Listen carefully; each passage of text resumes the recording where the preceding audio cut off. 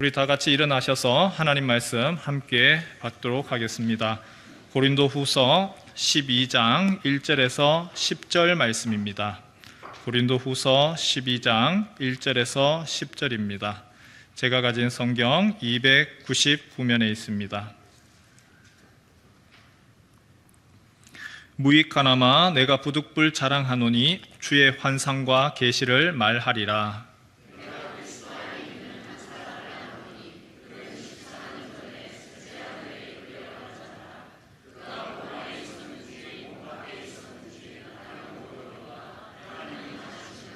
내가 이런 사람을 아노니 그가 몸 안에 있었는지 몸 밖에 있었는지 나는 모르거니와 하나님은 아시느니라.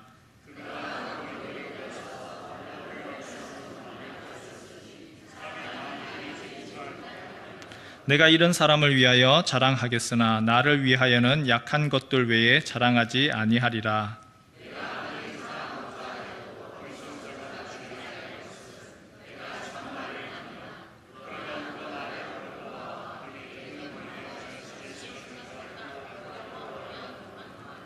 여러 계시를 받은 것이 지극히 크므로 너무 자만하지 않게 하시려고 내 육체의 가시 곧 사탄의 사자를 주셨으니 이는 나를 쳐서 너무 자만하지 않게 하려 하심이라.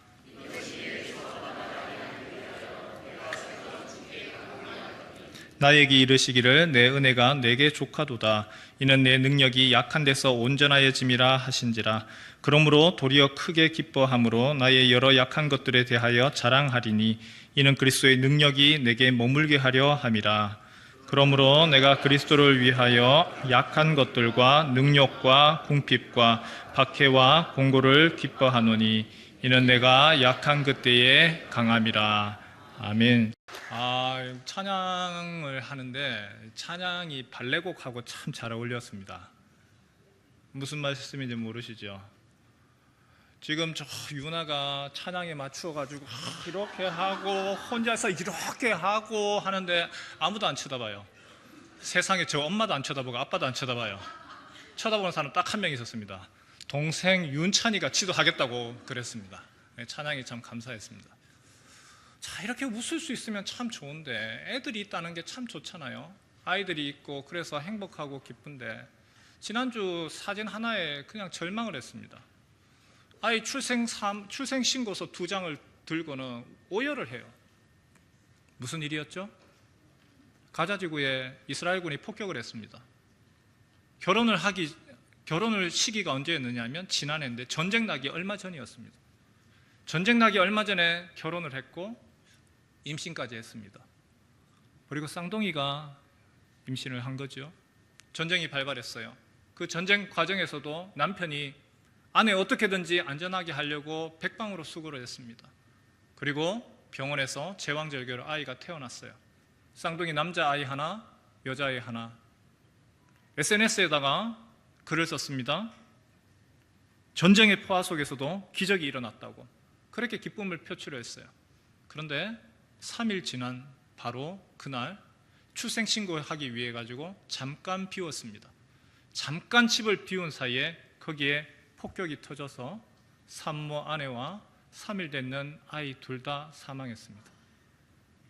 출생신고서 들고 와가지고 오열을 합니다. 이거 어떻게 해야 되냐는 거예요. 이스라엘과 하마스 전쟁으로 지금 어린이만 최소 16,400명이 사망했습니다. 어느 나라에서는 지금 저출산이라고 어린이 보호구역이라고 그렇게 지금 하는데 한 지역에서는 아이들이 놀이터 없어졌죠. 삶의 터전 파괴됐습니다. 어떻게 해야 될지 모르겠어요. 뭐라고 그걸 답을 해야 될지 모르겠어요. 참 우리가 이야기할 수 없고 말할 수 없고 이거는 이것 때문입니다 할 수 없는 것들이 너무 많아요. 지난주에 일본은 어땠습니까? 일본 상황도 그렇죠. 지진이 일어났죠. 우리가 안전문자를 지금 받고 있는데 폭염 때문에 안전문자 받고 있는데 거기는요 폭염이 아니죠. 지진이 지금 일어났다고 당장 피해라고 큰 대지진이 일어날 거라고 거기다가 폭염뿐만이 아니라 태풍이 지금 또 와서 많은 사람이 생명을 또 잃고 위험을 겪습니다. 내일 아니니까 상관없다? 아니죠. 언제 우리에게 다가올지 모르는 참 위험스러운 일이고, 우리나라 언제 북한에서 미사일 쏘았습니다, 대피하십시오, 그 문자 날아올지 모르는 세계에서는요 제일 위험한 나라가 우리나라입니다. 세계에서 사람들은요 신기해합니다. 괜찮냐고. 북한 뉴스 나올 때마다 우리한테 물어봐요. 괜찮냐고.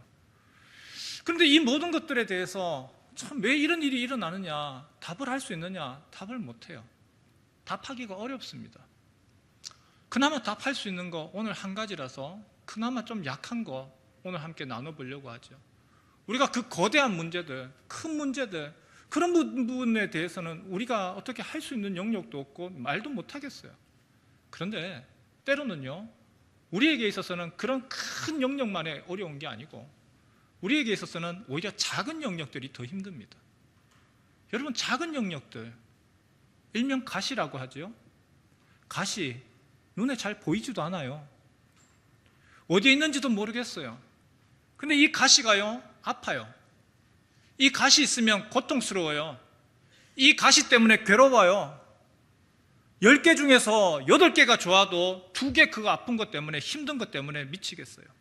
직장 그만두고 싶고요, 사람과의 관계가 괴롭고요, 또한 여러 가지 어려움 때문에 끙끙 앓아야 됩니다. 여러분, 가시 없는 분 있습니까? 남 보기에는 멀쩡한데 나 혼자 끙끙 앓아야 되는 그 가시 없는 사람 있습니까? 어떤 분은요 금이어 오기어 자녀를 키웠습니다. 참 귀하게 키워서 자녀 결혼까지도 했고, 그래서 아무 문제 없, 남들이 봤을 때는 아무 문제 없어요. 그런데 그 딸의 가정을 보면요 항상 염려스럽습니다. 저거 언제 터질까? 걸핏하면 싸우고 큰 소리 나고 손주들 어떻게 될까? 걱정스러운 마음입니다. 어떤 분은 참 남들이 부러워하는 기업체 사장님입니다. 최고급 자동차를 타고 집도 좋아요. 그런데 이분에게 있어서는 간에 치명적인 문제가 있습니다. 이 문제, 이 질병의 문제, 이거 치료해 보려고 좋은 병원 다녀봤고 해외에서 좋다라고 하는 방법, 외국까지 나가서 치료해 봤지만 이게 해결이 안 돼요.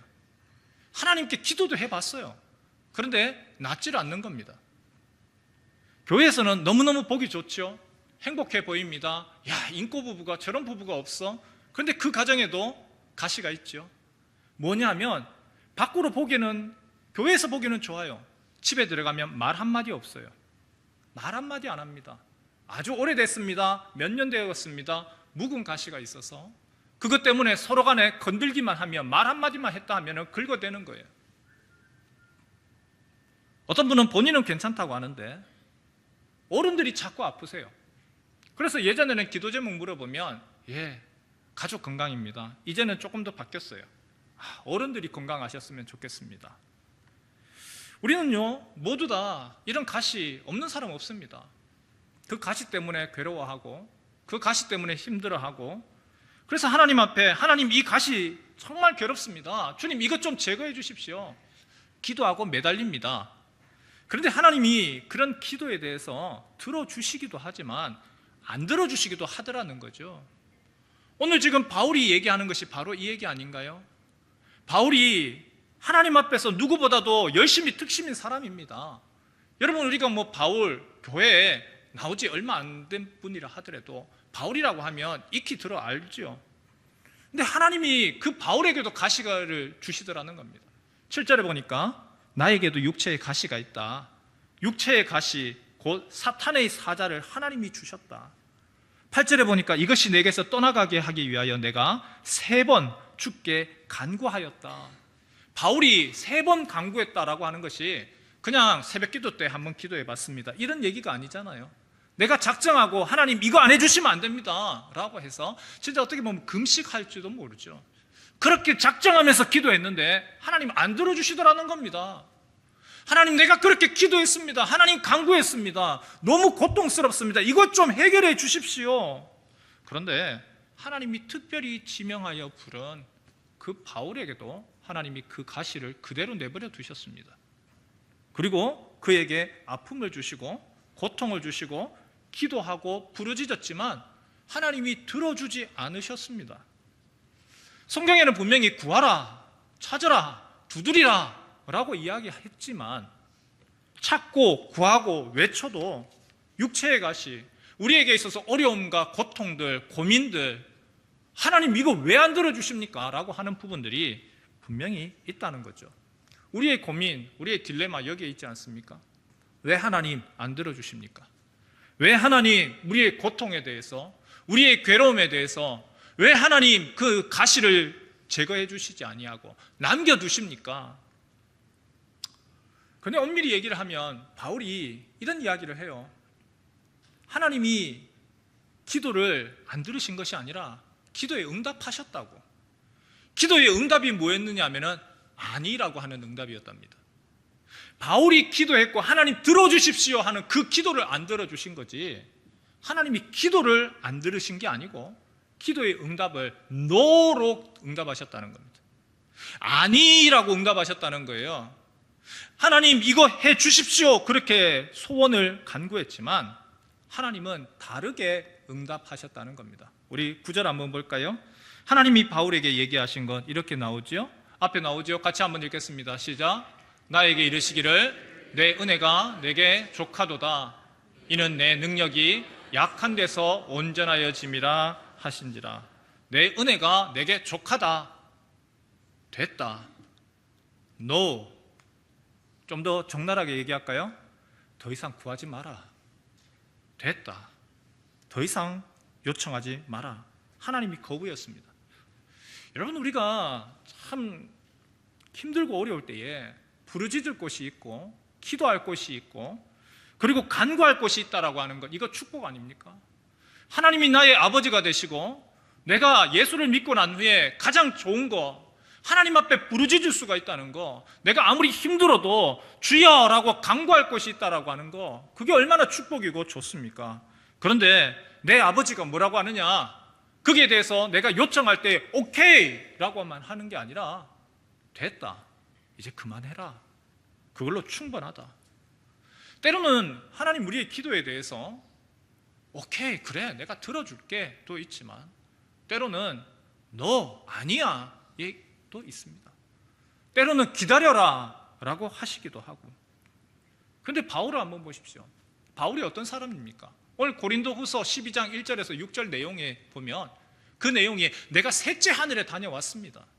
자기 자신 14년 전의 이야기, 하지만 내가 자랑하려고 하는 거 아닙니다. 내가 어떤 사람을 압니다. 3인칭으로 이야기하면서 바울은요 보통 사람이 아니죠.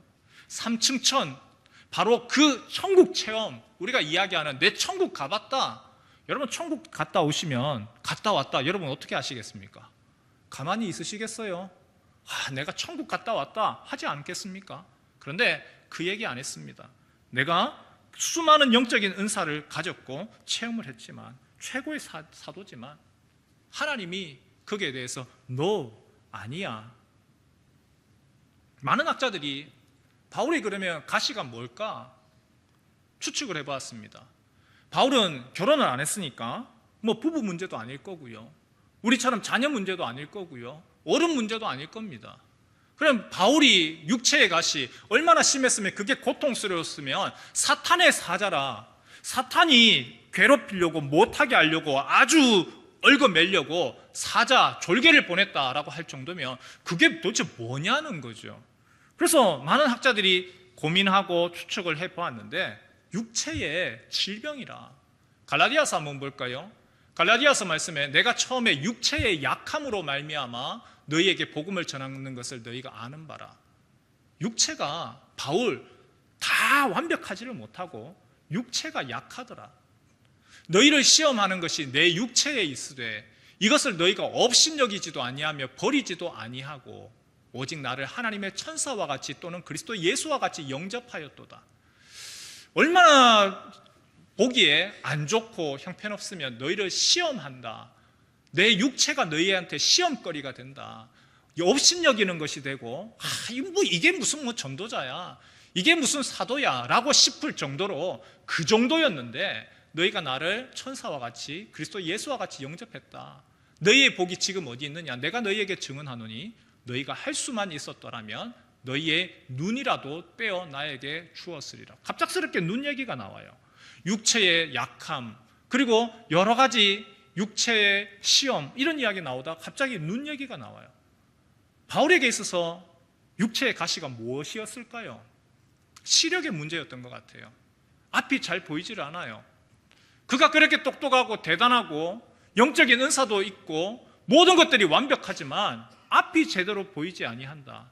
여러분, 앞이 제대로 안 보이면 이게 얼마나 불편하고, 또한 오늘 우리 시대도 그런데 그때 당시에 그에 대해서, 장애인에 대해서 어떻게 생각했겠습니까?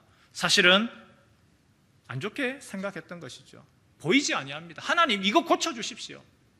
어떤 학자는요, 바울에 대해서 선교를 하다가 제대로 먹지 못해서 그래서 많은 병이 생겼다. 그래서 영양 부족으로, 두통으로, 류마티스, 이명, 말라리아. 목회자들 가운데서도 사실 병이 있으신 분들이 많지요. 우리가 잘 아는 존 칼빈, 카톨릭의 신학자들, 기라성 같은 신학자들에 대해서, 거기에 대해서 하나님의 말씀으로 거기에 대변했던 존 칼빈, 종합병원이었습니다. 걸어다니는 종합병원, 코감기, 천식, 소화불량, 관절염, 악성폐렴, 늑막염, 치질. 정형외과 질환은 없더라고요. 살펴보니까 우리 권사님들처럼 무릎 아프고 허리 아프고 이런 건 없더라고요. 예, 바울도 육체적인 질병, 가시가 있었습니다. 그래서 기도했을 겁니다. 주님, 고쳐주십시오. 하나님, 사탄의 사자를 떠나게 하게 해주십시오.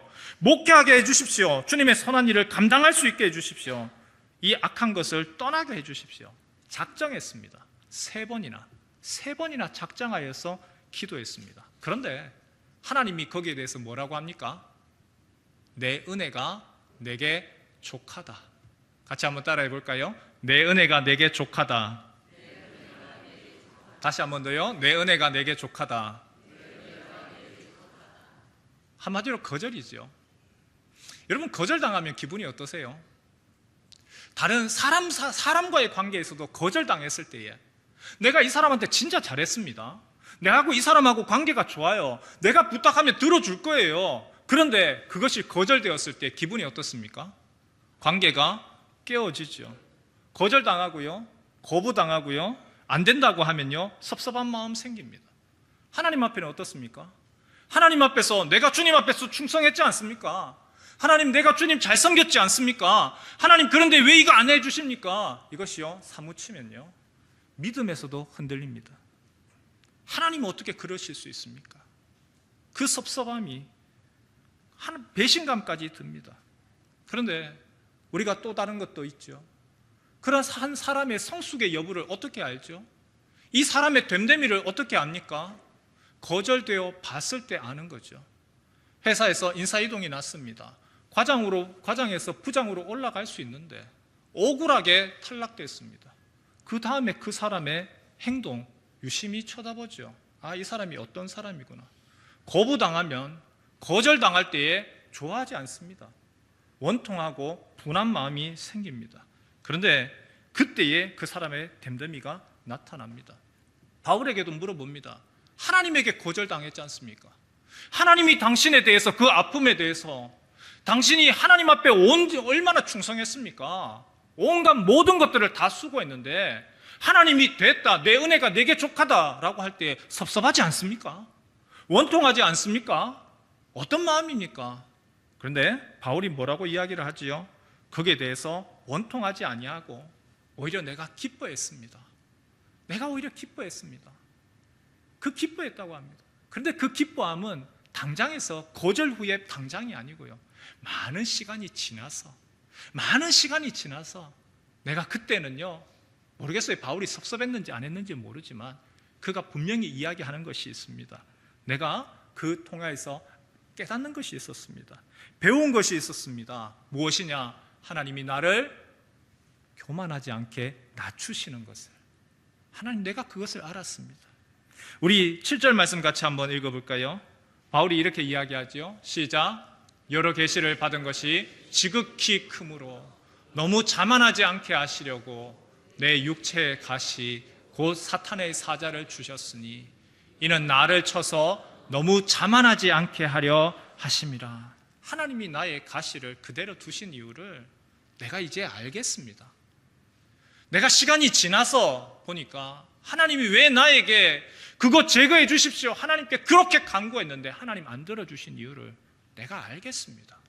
그 이유는 내가 너무 교만하지 않게, 내가 너무 자만하지 않게 그렇게 하려고 하나님 그렇게 하셨더라고요. 여러분, 바울이 어떤 사람입니까? 정말 뛰어난 사람이죠.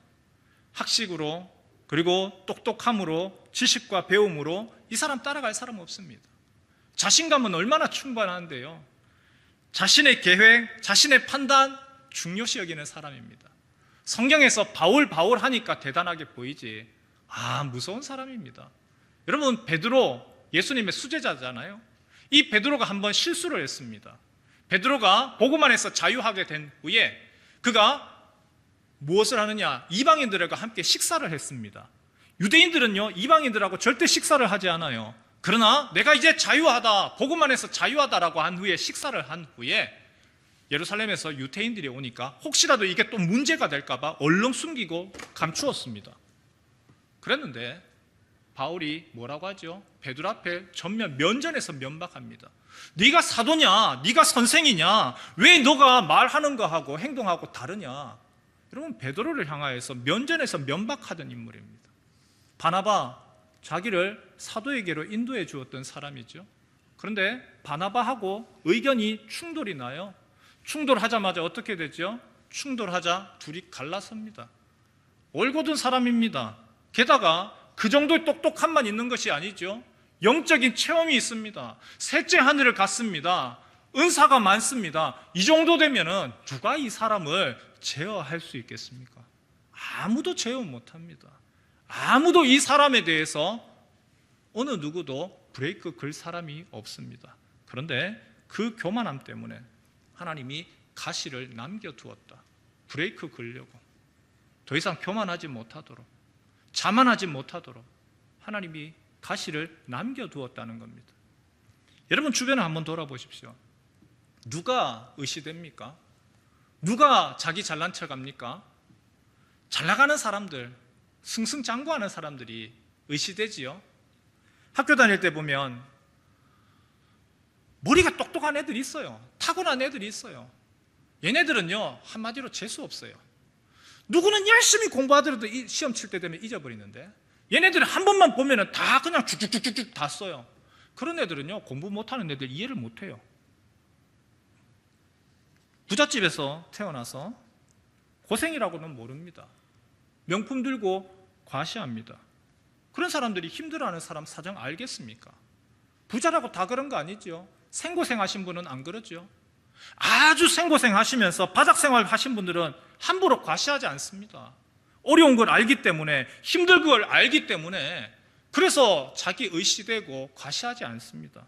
하지만 벼락부자는요, 졸부는요, 그리고 땅부자는요 교만합니다. 바울이 교만하죠. 할 수밖에 없는 모든 것들이 준비가 다 되어 있습니다. 완벽합니다. 그런데 하나님이 그거 그대로는 안 되니까, 하나님이 그거 그렇게는 안 되니까 지그시 누르셨습니다. 하나님이 바울이 교만하지 못하도록, 자만하지 못하도록, 고개 꼿꼿이 들지 못하도록, 그래서 지그시 누르셨습니다. 납작 엎드리게 하셨습니다.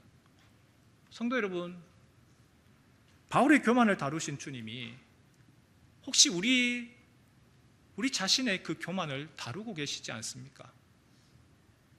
여러분에게 어떤 가시가 있습니까? 여러분에게는 어떤 질병이 있고, 여러분에게는 어떤 아픔이 있고, 여러분에게는 어떤 문제들이 있습니까?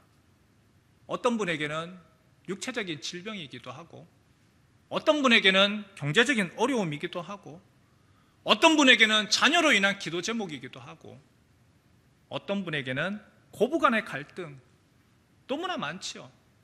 남들이 보았을 때는 아무 문제 없는 것 같지만 나만 알고 있는 그 가시들, 아픔들이 있습니다. 고통들이 있습니다. 그리고 우리가 그거 압니다. 그 가시 때문에 급발진하는 것도 브레이크 걸었다는 것, 더 이상 올라가지 못하고 의시되지 못하도록 그 가시가 나를 낮추었다는 거, 우리도 그거 압니다. 그 가시 없었으면 또 올라갔겠죠. 또 의시됐겠죠. 또 높아졌을 겁니다.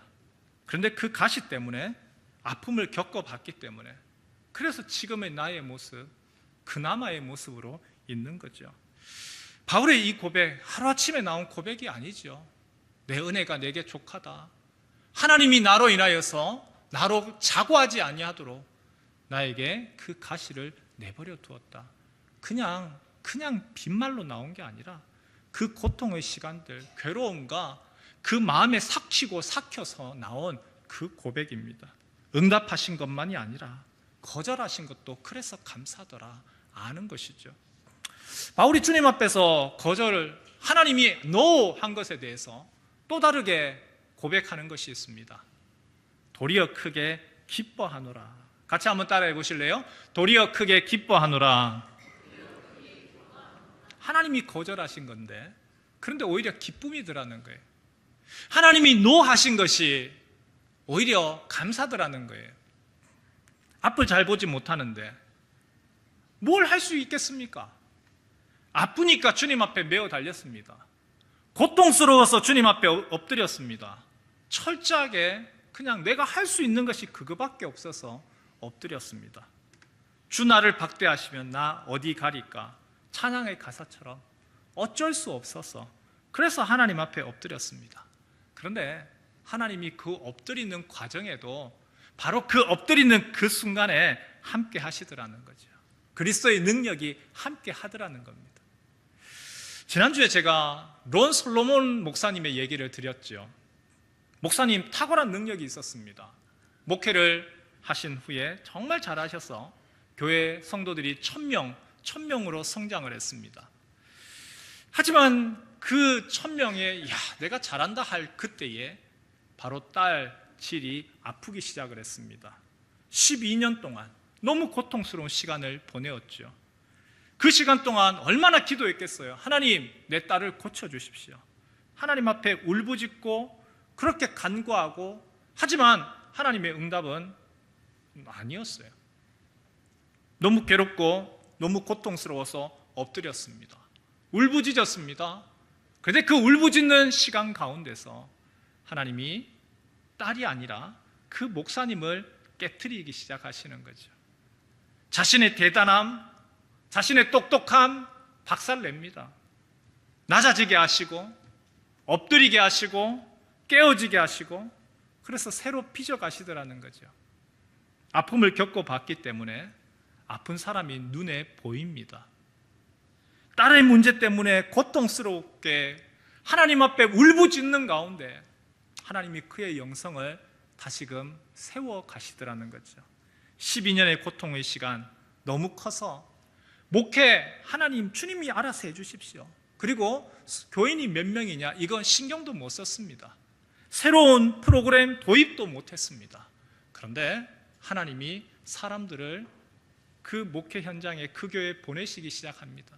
1000명이 2000명 되고 2000명이 3000명 되고 5000명 되고 10,000명이 되어지고, 그가 한 것은요, 내가 가지고 있는 내 생각 그리고 내 판단, 내 지혜, 내 자원, 이거 아무것도 아니구나, 그리고 내려놓는 거. 이제는 예수 외에, 주님 외에 나는 다른 방법이 없습니다. 두 손 드는 것밖에 없었습니다. 하나님 안에서 새롭게 빚어져 갔던 것이죠. 자신의 가시, 자신의 아픔이 너무 컸기 때문에, 그래서 그 문제에만 집중했습니다. 가시 때문에 엎드렸습니다. 딸 때문에 눈물 흘렸고 그 딸의 문제 때문에 함께 하나님 앞에 울부짖었습니다. 그리고 그때에 하나님이 함께 하시고 그에게 그리스도의 능력이 함께 했습니다. 본인은 알지 못했지만 본인이 깨어지면 깨어질수록 사람들이 점점 그에게 가까이 다가왔습니다. 바울에게도 마찬가지죠. 육체의 가시 때문에 더 큰 은혜를 경험했습니다. 그리스도의 능력이 함께 했습니다. 기도하지 않으면 안 된다는 것을 알게 하시고, 내가 연약하고 약할수록, 내 힘이 빠질수록 그 빈자리 가운데 하나님의 능력이 채워지는 것을 경험한 거죠. 그래서 육체의 가시, 주님 이거 내가 손해보는 거 아니네요. 하나님이 이 가시 제거해 주시는 것만이 은혜가 아니라 이 가시가 있는 것도 축복입니다. 하나님 뺄셈만 축복이 아니라 하나님 더해주시는 은혜도 있네요. 고백한 거죠. 최근에 우리나라에서 자동차 문제로 나라가 한번 시끌벅적해졌습니다. 두 사건이 있었습니다. 하나는 급발진 사고죠. 시청 앞에서 자동차 급발진으로 인해서 많은 사람들이 돌아가셨죠. 물론 급발진은 아니었다고 하지만 이게 급발진이라는 거 이게 심각하구나 우리가 알게 되었어요. 또 한 가지 있지요. 인천에서 전기차 배터리 화재가 나면서 그래서 이거 어떻게 해야 되나? 또 다른 나라 전체에서 전기차에 대한 포비아 이야기할 정도로 시끌벅적했습니다. 여러분 이 두 개 전혀 다른 이야기 같죠? 급발진의 문제, 전기차 열폭주 둘이 완전히 다른 이야기 같습니다. 그런데 여기에 공통점이 있습니다. 무슨 공통점일까요? 제어가 안 된다는 거예요. 급발진 제어가 안 돼요. 여러분이 자동차를 사시는데 이 차는 성능이 너무 좋습니다. 마력수도 뛰어납니다. 그리고 편안합니다. 힘도 좋습니다. 그런데 브레이크가 안 돼요. 여러분 브레이크가 안 되는 차, 제어가 안 되는 차 여러분 사용하시겠습니까? 사용할 수가 없죠. 참 좋습니다. 이 차는요 전기차 한 번 충전으로 얼마든지 갑니다.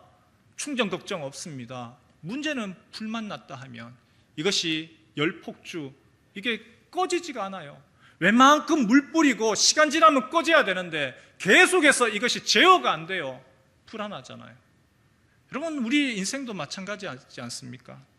우리의 인생에 있어서 자동차만 그런 것이 아니라 우리의 사람도 마찬가지죠. 음식을 먹습니다. 맛있는 음식을 먹는데 그 맛있는 음식 좋죠. 그런데 제어가 안 돼요. 통제가 안 돼요. 브레이크가 안 돼요. 그러면 이거 심각한 문제 되는 거죠. 계속해서 먹는다고 생각해 보십시오. 인간에게 있어서 모든 누구든지 가지고 싶은 욕망의 문제가 있죠. 하고 싶고 누리고 싶고 그런데 그것이 제어가 돼야 되는데 그 제어가 안 돼요. 제어가 안 되면 어떻게 해야 되죠? 외부에서 강제로 제어를 시켜줘야죠. 하나님이 우리에게 바울에게 육체의 가시를 남겨두셨습니다. 제어하기 위하여서. 걱정, 근심, 아무런 염려 없으면 얼마나 좋겠습니까만 완전하지를 못하기 때문에 또 교만할 수 있고 또 자고할 수 있고 또 드러낼 수 있기 때문에 내 생각이, 내 판단이, 내 뜻이 전부인 줄 알고 또 우쭐댈 수 있기 때문에 그래서 하나님이 바울에게만이 아니라 우리에게 가시를 남겨두셨습니다. 그 가시 때로는 참 괴롭습니다. 가시 힘듭니다. 그 가시 때문에 여러 가지 고민스럽고 다른 좋은 것들 많아도 그 가시 때문에 그만하고 싶다, 포기하고 싶다 하는 그 마음 드는 것이 사실입니다. 그런데 그 가시가 있기 때문에 제어가 되어지고 그 가시 때문에 오히려 성숙해집니다.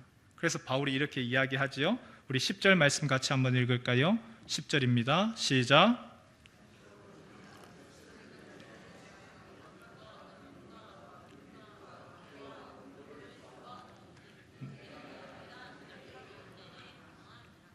우리 앞에 있는 말씀 다시 한번 읽겠습니다. 시작.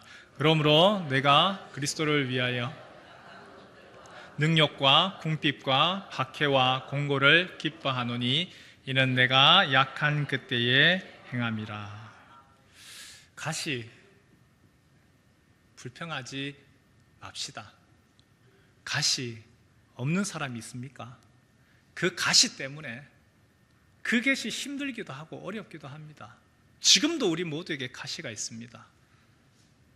하나님이 그 가시를 통하여서 바울에게 행하셨던 일이 그렇다면 우리에게 어떤 일들을 행해 나가시겠습니까?